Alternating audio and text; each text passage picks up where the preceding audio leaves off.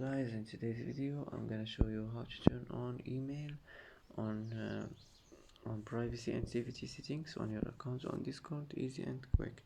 First click on your profile and now click privacy and safety, and here you will find email.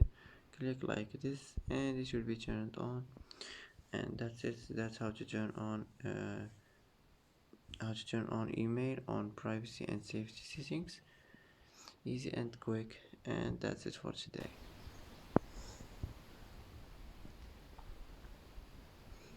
And that's it for today's video. If you like this video, don't forget to like and don't forget to subscribe. I hope this video is helpful for you, and thanks for watching until the end, and see you in the next video.